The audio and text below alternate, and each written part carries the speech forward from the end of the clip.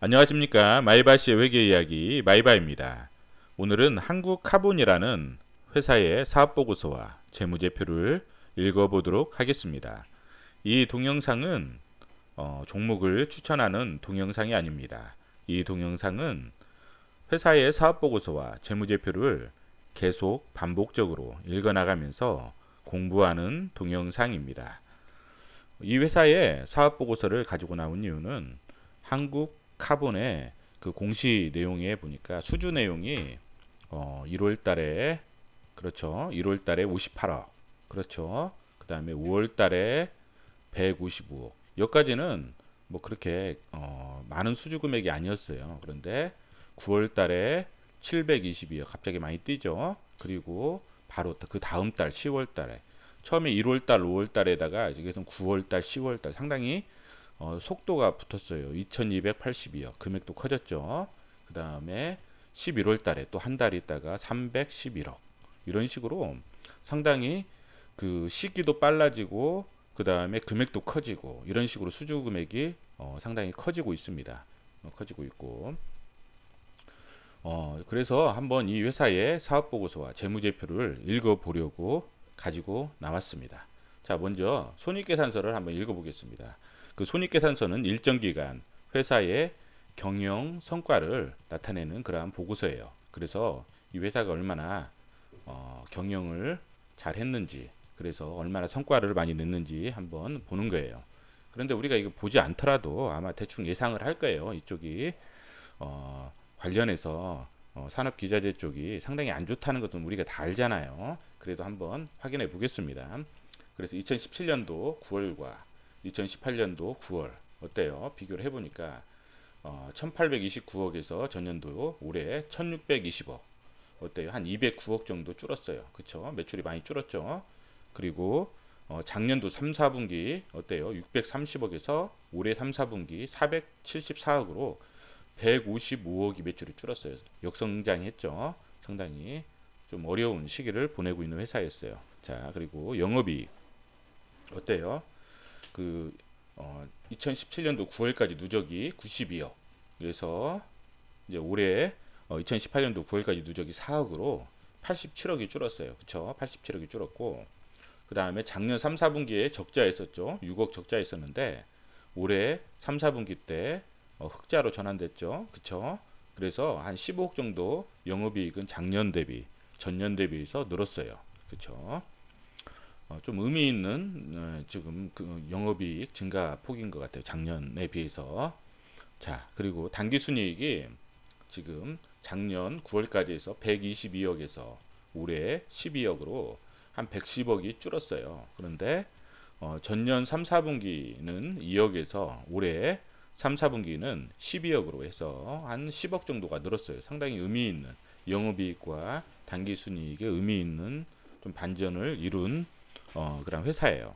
매출액은 상당히 좀 많이 좀 안 좋죠. 안 좋죠. 자, 당기순이익은 어때요? 그럼에도 불구하고 지금 12억 정도 이익이 났죠. 이익이 났고 이 당기순이익 어디로 와요? 이익잉여금으로 어떻게 돼요?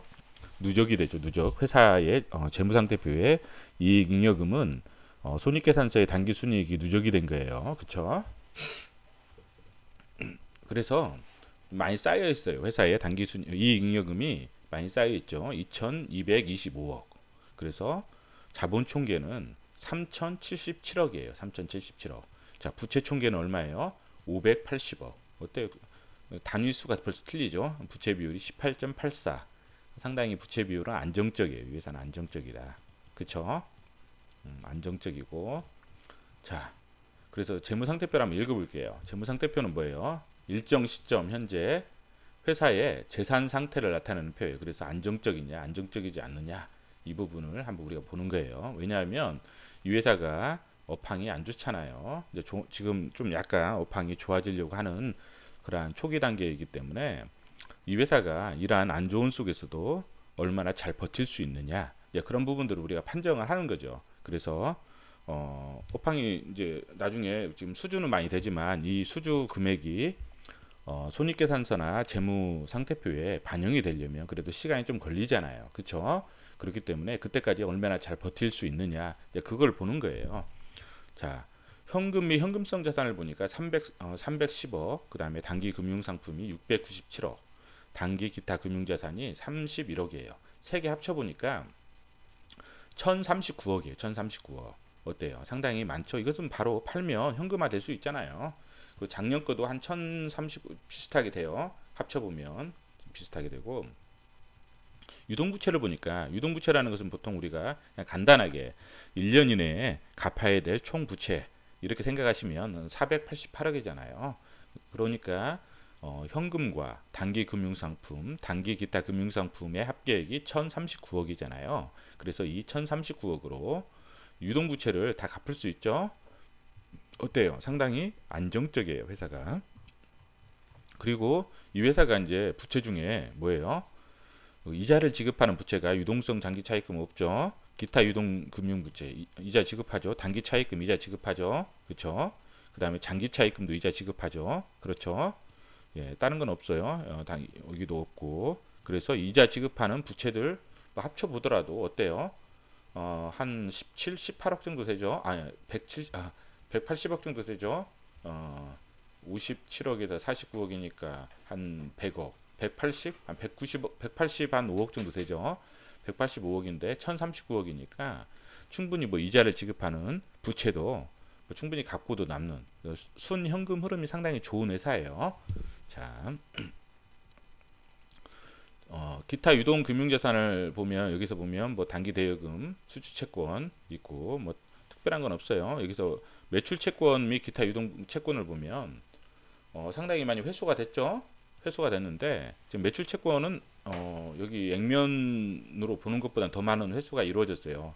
단기 대여금이 좀 증가가 돼가지고 10억 정도 증가가 돼가지고 매출 채권은 더 많은 금액이 회수가 됐어요. 그래서 매출이 줄었으니까 당연히 매출 채권도 그만큼 줄여야 되죠. 되기 때문에 뭐 매출 채권에 대한 리스크는 그렇게 있는 것 같지는 않아요. 재고자산은 지금 매출이 지금 전년 대비해서 한 155억 줄었잖아요. 155억 줄었는데 재고자산은 그 매출이 줄어든 거에 비해서 30억밖에 안 줄었거든요. 그래서 이 부분은 주석으로 한번 확인하셔야 돼요. 이따가 한번 확인해 볼게요. 그래서 실제로 우리가 액면으로 보여지는 재고자산 뭐 리스크가 있는지 아니면 실제 재고자산 명세를 한번 보셔야 돼요. 그래서 제품에 대한 부분이 얼마나 줄어들었는지 그 부분 한번 확인을 하셔야 되거든요. 이따 한번 확인을 해 볼게요. 그리고 이제 장기 금융상품도 상당히 많이 증가했죠. 227억 증가했어요. 그래서 좀 이렇게 금융상품도 많이 증가했어요. 이 회사는. 그리고 이것은 계정을 재분류했죠. 비유동 단기손익 금융 인시 금융자산이라든지 비유동 매도 가능 금융자산, 비유동 만기 보유 금융자산을 장기 기타 금융자산으로 분류해서 이 회사는 이런 식으로. 그리고 지분법 적용 투자지분, 조인트 벤처에 대한 투자자산, 이거 다 지분법이라고 보시면 돼요. 지분법. 조인트 벤처에 대한 투자자산은 공동기업이라고 보시면 돼요. 공동기업은 저번에 설명드렸죠. 50% 지금 투자해가지고 50%가 설령 아니더라도 약정에 의해서 뭐예요? 이사회의 동수를 서로 이사를 선임할 수 있다고 약정을 맺으면 공동기업이 되는 거예요. 지분율이 60대 40이라 할지라도. 그렇기 때문에 이 공동기업은 지분율이 50%일 때일 수도 있고, 그 다음에 약정에 의해서 이사회의 동수를 구성하기로 하는 그런 약정이 있으면 공동기업이 되는 거예요. 그래서 조인트 벤처에 대한 투자 자산은 공동기업으로서 지분법 적용 대상이 되는 거죠. 그래서 올해 갑자기 작년에 없는데 올해 33억 정도 그렇게 투자를 했죠. 그리고 유형자산이 상당히 커요. 905억. 따라서 이 회사는 뭐예요? 전통적인 산업이다 라고 우리가 재무제표를 보고 유추할 수 있어요. 영업권 외의 무형자산 42억 정도 있죠. 투자부동산은 뭐예요? 임대와 시세차익 목적이죠. 비유동 생물자산은 캄보디아에 고무나무를 심어놓은 게 있어요. 그래서 나중에 고무나무를 그래서 고무를 채취하는 그런 사업을 하고 있는데, 고무나무 처음에 심어서 들어가는 원가들이 있을 거 아니에요. 그것을 생물자산이라는 유동자산으로 비유동자산으로 지금 이렇게 계정을 설정해 놓은 거예요. 생물자산은 고무나무다. 그래서 이 부분은 71억을 설정해 놨고, 생물자산에 대해서 매출이 보통 한 18억 정도 발생하는 것 같아요. 18억 정도 발생하고 이제 보통 이익률이 한 60에서 작년에는 70 한 5% 정도 됐던 것 같아요. 그래서 한 13억 정도 작년에 매출이 이익이 발생했는데 올해는 한 11억 정도, 11억 정도. 그래서 이익률이 60에서 75% 정도 그 사이에서 이익률이 좀 변동이 되는 것 같아요. 매각 예정 자산은 기계장치를 지금 매각하려고 이렇게 따로 분류를 해놨어요. 자, 유동부채는 1년 이내에 갚아야 될 부채라고 생각하시면 돼요. 그래서 유동부채 내에 뭐 특별하게 어떤 중요한 부분은 없는 것 같아요. 지금 딱 보니까 특별하게 중요한 부분은 많이 증가된 게 단기 법인세 부채 이 부분하고 뭐 특별한 건 없죠. 특별한 건 없어요. 예, 특별한 건 없어요. 그래서 이 회사는 뭐 부채가 그렇게 많지는 않아요. 부채가 많지는 않고 장기 차입금도 뭐 물론 증가는 했지만 뭐 그렇게 크게 문제될 만큼 증가된 건 없고요. 예, 특별한 건 없어요. 자, 현금 흐름표를 한번 볼게요. 현금 흐름표를 보면 자, 연결 현금 흐름표 보면 영업활동 현금 흐름이 상당히 좋아졌어요. 253억. 작년 3분기에는 174억이 마이너스로 됐는데 올해는 현금 흐름이 상당히 많이 좋아졌어요. 단기 순이익이 지금 우리가 이제 보통 지금 12억이었잖아요. 12억. 단기 순이익이 12억이었는데 지금 그렇죠. 이쪽으로 오는 거죠. 단기 순이익은 이쪽으로 와요. 이쪽으로 오고 현금이 나가지 않은 비용들이 한 59억 정도 이제 발생했기 때문에 플러스 해주면 여기서 이제 여러 가지 기타 유출이 된 거, 유입이 된 거 이렇게 다 플러스 해주니까 253억 정도 들어왔어요. 그리고 투자활동 현금 흐름을 보니까 929억 투자를 했고 그 와중에 이제 조인트 벤처 아까 공동기업이라고 했죠. 지분법 대상 투자한 게 34억 정도 되고 그다음 기계장치 취득한 게 9억, 건설 중인 자산 취득한 게 111억, 그렇죠. 영업권 외에 무형자산 취득한 게 15억, 그렇죠. 재무활동 현금 흐름 중에서는 이제 배당금 지급한 게 41억. 올해는 모르겠어요. 지급할지 안 할지. 그래도 현금에 여유가 있잖아요. 현금에 여유가 있고 이익 잉여금이 많이 쌓여있기 때문에 뭐 약간이라도 뭐 지급할 수는 있을 것 같아요. 그렇죠. 기말 현금 자산이 310억. 그래서 이번에는 제가 따로 이 회사에 매출이라든지 영업이익은 따로 정리를 안 했어요. 왜냐하면 안 좋고 있다는 걸 다 알잖아요. 그래서 그냥 네이버에 나와 있는 걸 한번 볼게요. 보면 2015년도 어때요?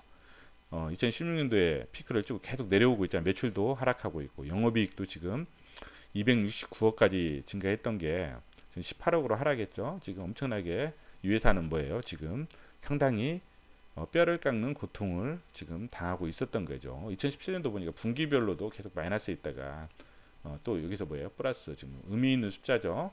4억, 9억. 그렇죠. 지금 그렇지만은 어때요? 안정적이죠. 부채 비율 자체가 뭐 낮잖아요. 부채 비율 자체가 낮고 배당금도 꾸준히 예상 배당금이 한 100원 정도 작년 수준으로 예상을 하고 있고 그래서 이 회사는 지금 한번 그래서 한번 볼게요.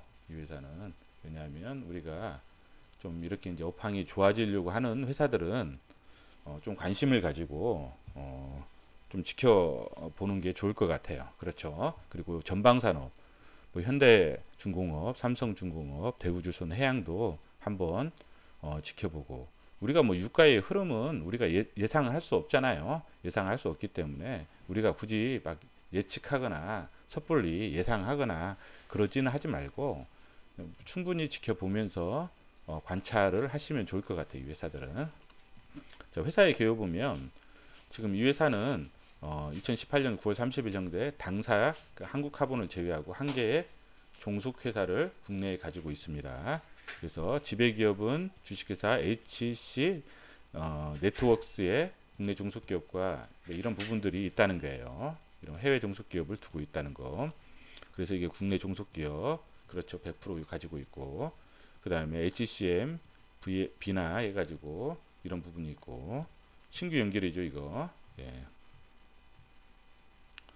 신용평가를 보니까 왜 그러냐면 경제들이 좀 뭐 여러 가지 좀 그런 부분이 있기 때문에 우리가 항상 신용평가 업체가 신용평가한 것은 항상 보셔요. 보시면 2017년도에 신용평가한 게 있는데 나이스 DMB가 A+, 한국기업 데이터가 A, 이크레더블이 A.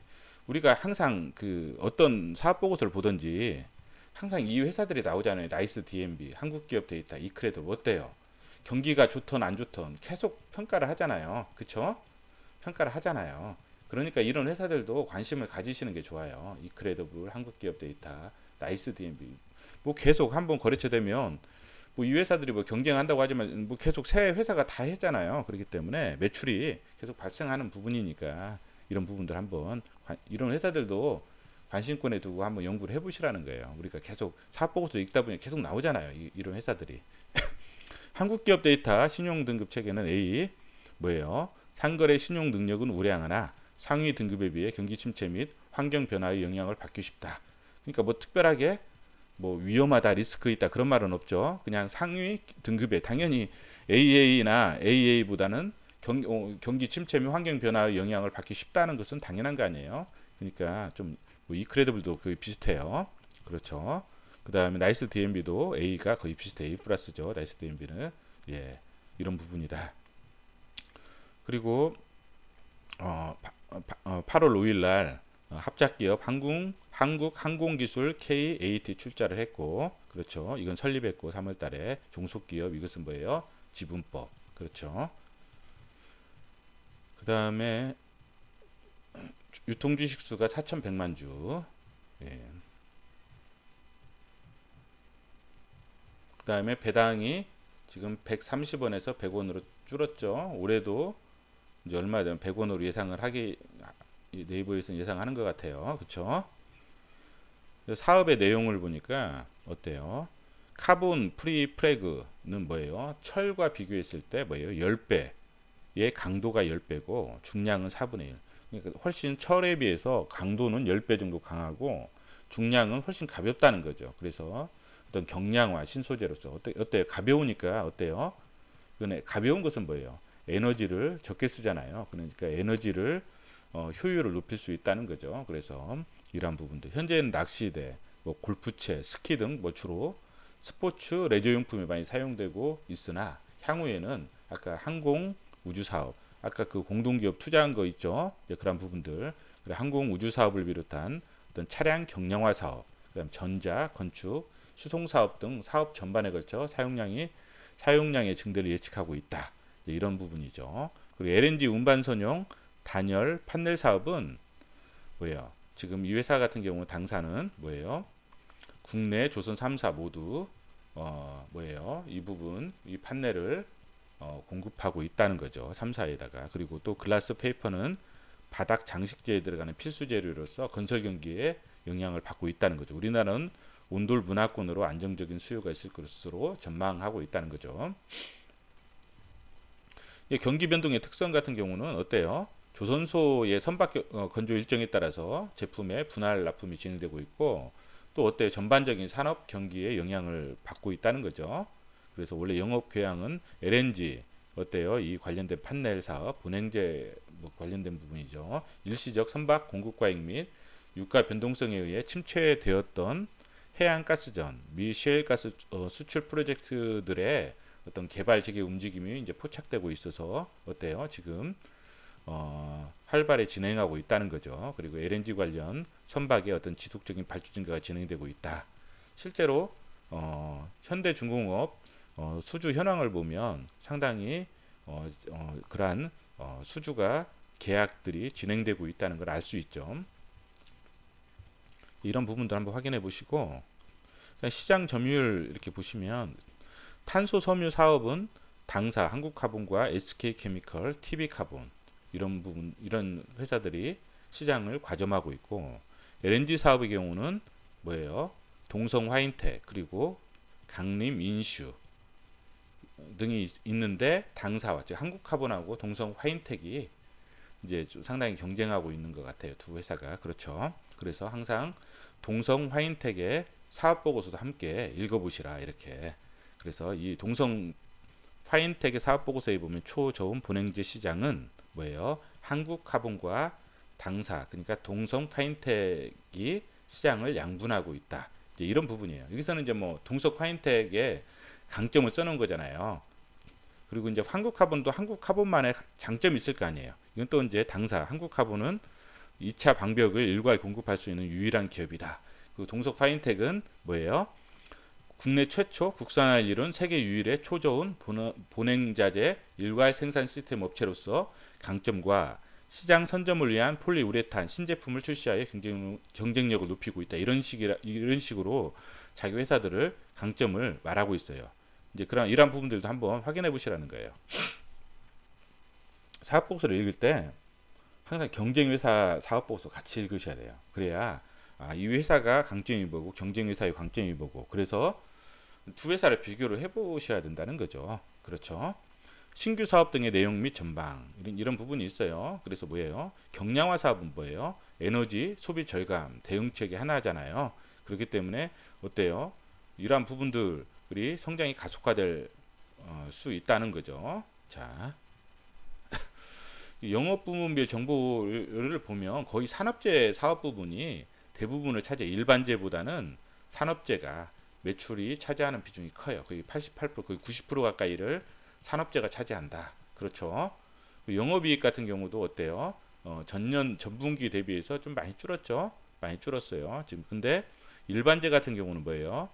적자폭이 많이 줄어들었죠. 그 적자폭이, 그렇죠. 적자폭이 많이 줄어들었고, 자원개발 부문도 적자폭이 좀 많이 줄어들었어요. 자, 이런 부분이라는 거 확인해 보시고, 종속회사의 사업 현황 중에서 뭐냐면, 종속회사 같은 경우 지배회사가 100% 출자하여 설립한 자회사 HC 네트워크스가 추진 중인 자원개발 사업은 뭐냐면, 캄보디아 정부로부터 70년간 장기 임차한 토지를 개간하여 천연 고무 나무 농장을 조성하고 있다는 거예요. 그래서 고무나무는 식재 후 5에서 7년 후부터 고무에 채취가 가능해요.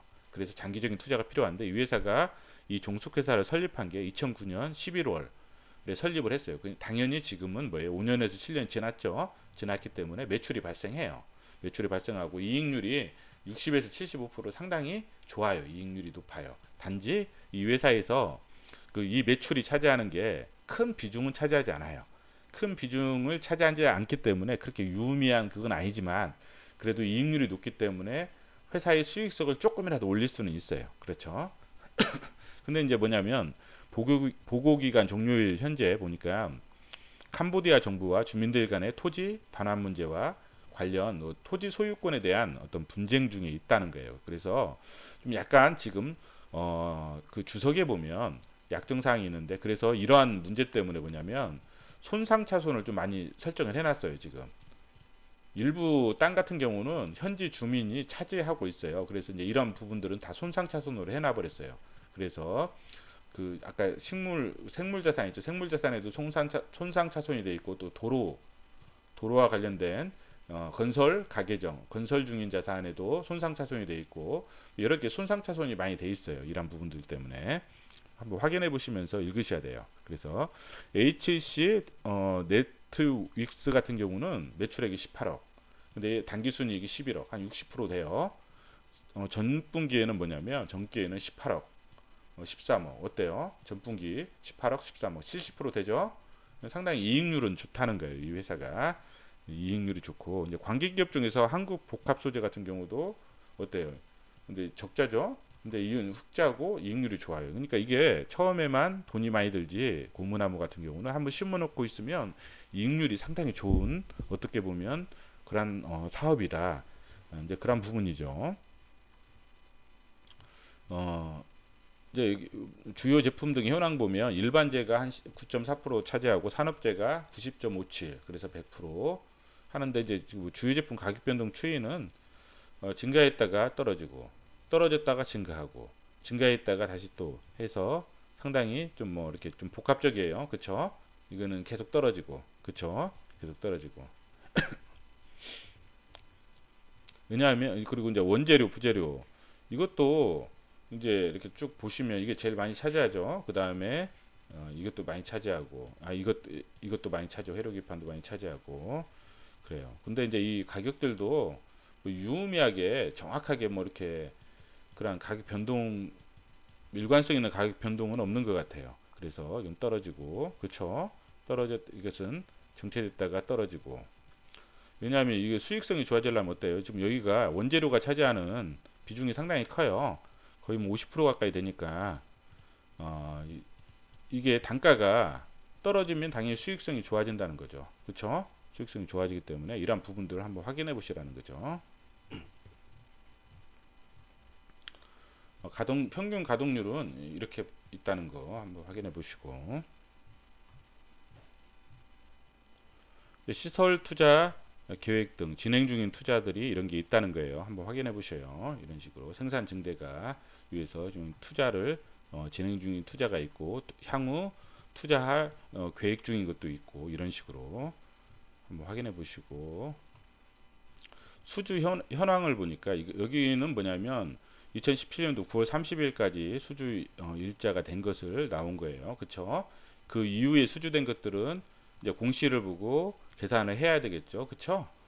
그런 식으로 한번 그 공시사항을 보고 여기에 나오지 않은 수주 같은 경우는 다 취합을 해서 한번 계산을 해 놓는 것도 좋을 것 같아요. 그쵸? 그러면 다음에 이런 부분들, 뭐 손익계산서라든지 재무상태표, 손익계산서의 매출이라든지 이런 부분들을 그래도 부정확하지만 예측하기가 좀 더 쉽잖아요. 그쵸?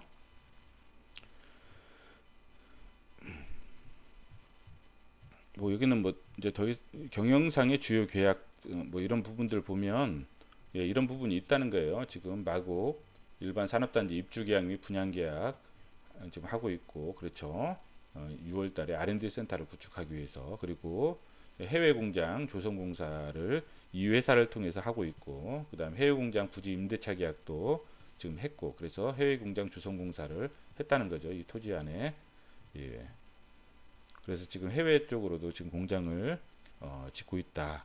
그다음 연구개발비, 그래서 건설 중인 자산이 좀 있죠. 연구개발비 보면 어때요?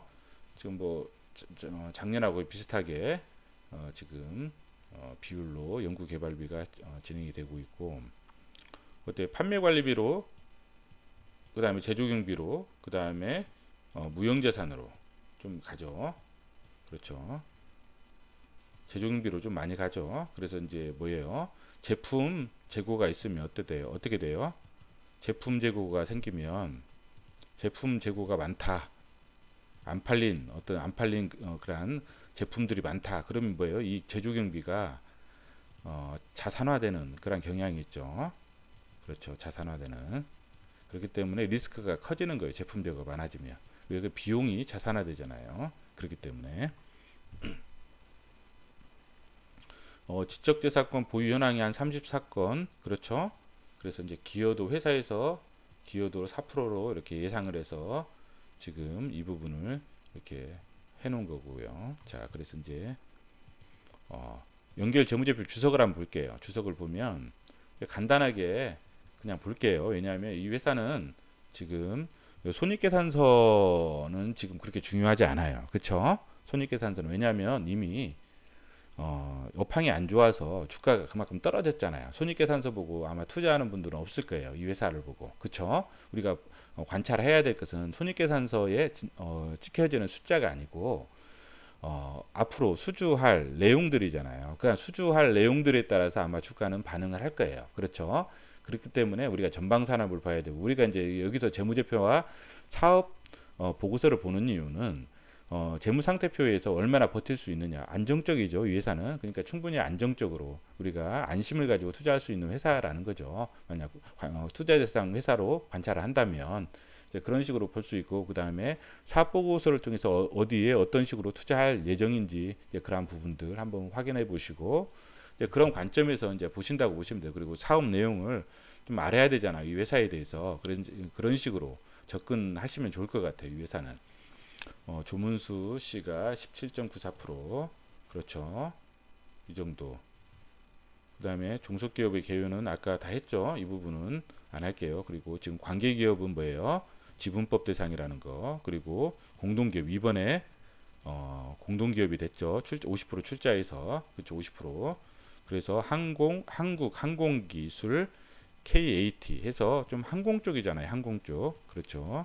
아까 우리가 사업 내용을 읽을 때 항공 쪽으로도 향후 진출할 예정이다. 이런 식으로 사업 보고서에 사업 내용이 적혀 있었잖아요. 그래서 이제 그 일환으로 한국 항공기술 KAT라는 회사에 50% 출자한 것 같아요. 그래서 이건 뭐예요? 지분법 대상이라는 거. 공동 기업이기 때문에. 그래서 이 부분 아까 했고, 자 이제 좀 중요한 것만 몇 가지만 볼게요. 매출 채권하고 재고자산 그 정도만 좀 한번 볼게요. 왜냐하면 이 회사는 그렇게 굳이 자세하게 손익계산서 막 분석하고 할 필요는 없을 것 같아요. 그렇죠? 자, 상당히 많아요. 그리고 사업보고서 읽을 때 항상 나중에 이제 경쟁사도 같이 읽으시라는 거 그렇게 읽으시고 그렇게 하시면 훨씬 더 한국카본에 대해서 더 잘 아실 것 같아요. 그렇죠? 매출채권과 장단기 대여금 및 기타 수취채권 내용이 있어요. 자, 어때요? 매출채권은 세부적으로 이렇게 구해 보니까 231억이죠. 그렇죠? 전분기에 보니까 전기말에 보니까 348억이었어요. 그러니까 116억이 줄어들었죠. 뭐 매출 줄어든 거 또 매출 채권도 많이 줄어들었어요. 많이 회수가 됐다는 거잖아요. 그래서 악성 채권은 그렇게 없는 것 같아요. 그리고 증가한 게 뭐예요? 10억 정도 단기 대여금, 그쵸? 뭐 종속회사에게 뭐 대여해 준다든지 아니면 관계 기업에 대여해 준다든지 단기 대여금, 그렇죠? 어, 그리고 뭐 특별하게 장단기 대여금 및 기타 수취채권 구성 내역이 이렇게 있는데 뭐 특별하게 뭐 리스크 있는 그런 건 없잖아요. 보증금 같은 경우도 우리가 어떤 임차를 하고 보증금으로 준 거잖아요. 이것은 이거 증가한 것은 충분히 받을 수 있는 부분이기 때문에 나중에 임대차 계약만 만료되면 그래서 뭐 특별하게 리스크 있는 자산들은 그렇게 없는 것 같아요. 그렇죠? 그리고 여기 보면 만기가 경과에 있는데 연체된 거 있잖아요. 7월에서 12개월, 12개월 초과된 거. 전분기에 보면 이렇게 많았어요. 많았는데 더 줄어들었죠. 그쵸? 줄어들었죠. 그렇기 때문에 많이 회수가 됐다는 거예요. 좀 연체가 오래된 것이 해소가 됐기 때문에 회수가 됐기 때문에 대손 충당금에 환입이 발생했죠. 그쵸? 환입이 발생해서 회수가 나름 잘 되고 있다. 어, 여기 재고자산을 보면 지금 회사가 매출이 좀 많이 감소를 했단 말이에요. 근데 제품 같은 경우가 지금 뭐 378억에서 그쵸? 298억 그쵸? 298억 그래서 79억 정도가 감소했어요. 그쵸? 재고자 그러니까 아까 액면상으로 봤을 때는 뭐예요? 지금 636억, 667억 뭐 별로 그렇게 많이 감소가 안 된 것처럼 보이잖아요. 근데 제품으로만 봤을 때는 그래도 액면으로 봤을 때보다 리스크는 많이 적다. 제품 어떤 재고에 대한 리스크는 많이 줄어들었다. 그렇죠. 왜냐하면 뭐가 증가됐냐면 이 제공품이 58억에서 111억으로 뭐 거의 50 한 몇억 증가했잖아요. 50억 가까이 증가했으니까 한 55억 정도 증가했으니까 이제 제공품도 물론 리스크는 있어요. 그런데 제품만큼 리스크는 있지 않잖아요. 제품은 완전히 비용이 자산화된 거잖아요. 제공품은 그래도 일부 만들고 있는 중이기 때문에 그렇죠. 그래도 어느 정도 수주를 받아서 만드는 거니까 그렇죠. 또 원재료도 한 6억 정도 증가하고 그렇죠. 부재료도 마찬가지고 부재료는 좀 감소했죠. 이런 부분이기 때문에 그래도 액면으로 봤을 때보다는 좀 리스크가 덜하다. 이제 그런 거고 생물자산을 보니까 아까 캄보디아 고무나무 농장 그래서 고무나무 식재 원가 및 부대 원가 등이 생물자산으로 인식했다는 거예요. 그렇죠? 처음에 취득 원가, 식재 원가 이런 부대 원가들을 취득 원가로 인식했다는 거죠. 거기다가 손상차손 아까 그 소유권 분쟁 그 지역 그 부분을 아예 손상차손으로 해서 빼줬다는 거죠. 미리 비용 처리해버렸다는 거예요. 건설 중인 자산도 손상차손 누계액에 대해서 뭐냐면 아까 그 부분 그렇죠. 그런 부분들 손상차손으로 해서 미리 해놨다는 거. 여기도 토지이용계획권 개발권도 손상차손으로 해서 미리 해놨다는 거. 이게 소유권 분쟁 지역이에요. 토지를 캄보디아에서 개발 이용권도 무형자산으로 잡고 개발권도 무형자산으로 잡았는데 그 분쟁 지역만 이미 그냥 내가 포기한 거죠. 손상차손으로 아예 다 떨어버리고 그렇죠. 네. 그래서 뭐 특별한 거는 없고 여기 보면 잠깐만요. 급료가 지금 더 줄었죠. 그쵸? 지금 최저임금이 올랐죠. 급료가 줄었다는 건 뭐예요? 이 경력이 많이 되면 어때요? 경력이 올라가면 임금도 따라서 올라가게 마련인데 이건 더 줄었잖아요. 그만큼 구조조정을 많이 했다는 거예요. 지금 회사가 사람을 많이 좀 잘랐다는 거예요. 그쵸? 그만큼 이 회사가 좀 아픔이 좀 많다는 거죠. 그 안에 그 비용의 성격별 분류를 보니까 어때요? 원재료가 한 57% 정도 차지해요. 상당히 많이 차죠. 그래서 원재료 단가가 증가가 되면 어때요? 수익성이 떨어지겠죠. 매출 총이익이 당연히 떨어질 거예요. 생산성이 떨어질 거예요. 그리고 종업원 급여라 감가상각비, 무형자산 상각비가 고정비잖아요. 고정비 비율이 15% 정도. 그래서 매출이 증가하면 이 정도만큼은 고정비로 인한 영업 레버리지 효과가 발생한다. 그리고 지금 216억에서 202억 종업원 급여, 이건 생산직하고 사무직 다 합친 거잖아요. 아까 판매비와 관리비는 사무직만이지만 생산직과 사무직을 다 합쳤을 때 종업원 급여가 줄어들었어요. 그쵸? 임원이라든지 임원들, 뭐 대표이사 뭐 급여는 안 줄어들었을 거 아니에요. 거의. 그렇죠? 상당히 많잖아요. 많은데 이제 그럼에도 불구하고 줄어들었어요. 그것은 뭐냐면 구조조정이 좀 많이 일어났다는 거예요. 지금 이 안에서 이렇게 보시면 될 것 같고,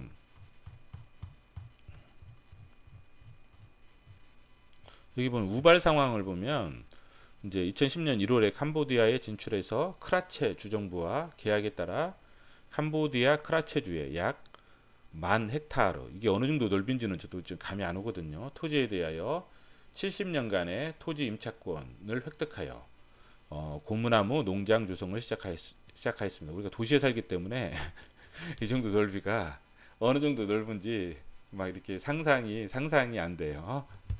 그래서 이 토지 조성, 고무나무 식재, 도로 건설, 보안 시설 설치 등 원가가 발생했고, 그래서 연결 재무제표에는 뭐냐면 고무나무 식재는 뭐예요? 생물자산, 도로 건설 이런 부분 뭐 건설 중인 자산이나 뭐 보안 시설 설치 이런 부분 건설 중인 자산 뭐 이렇게 토지 이용 개발권이라든지 이용권을 무형자산으로 이렇게 했겠죠.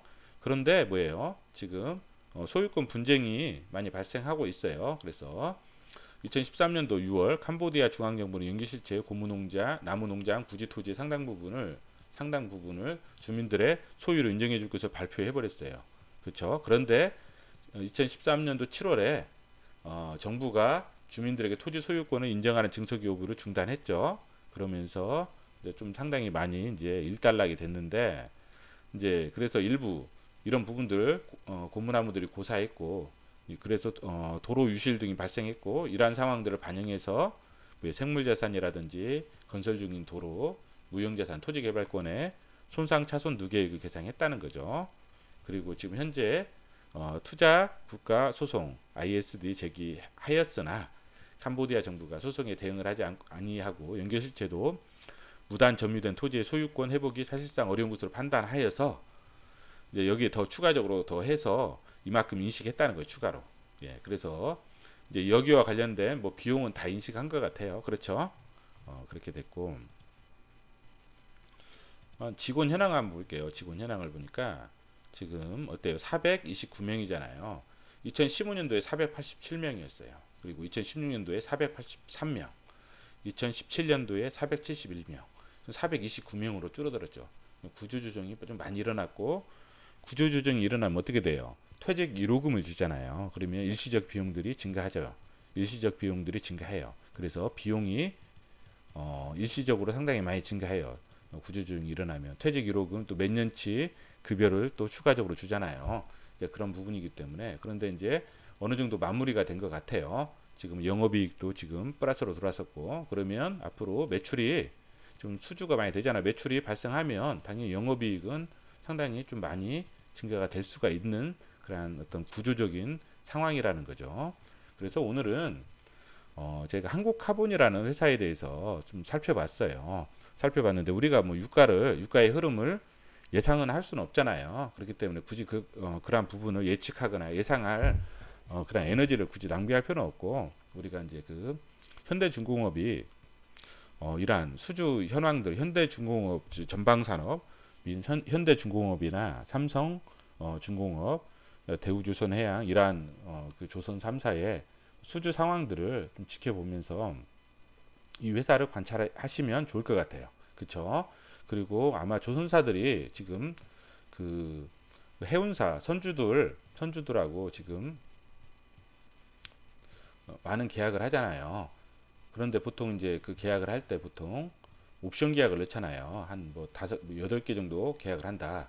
8척 정도 계약하기 전에 우선 5척을 하고 나중에 연말에 그 동일한 계약 조건으로 봐서 3척을 더 계약을 한다든지 그러한 조건을 넣는다면 옵션 계약을 넣는단 말이에요. 그래서 이제 추가적으로 옵션 계약을 더 하느냐 안 하느냐 이제 하반기에 12월 달에 한번 지켜보시면 이제 여기 또 수주가 더 증가될 확률이 있을 거란 말이죠. 그러면은 어떻게 보면 지금 현재의 숫자에 의해서 이 회사는 주가가 움직이는 게 아니라 어떻게 보면 그러한 수주 현황에 따라서 미래를 보고 아마 주가가 탄력적으로 움직일 것 같아요. 그래서 한국카본 그리고 한국카본이라는 회사를 관찰하실 때에는 동성 화인텍이라는 회사도 함께 사업보고서를 읽어 나가시면서 두 회사를 동시에 관찰하시는 게 좋을 것 같습니다. 예, 오늘은 이상입니다.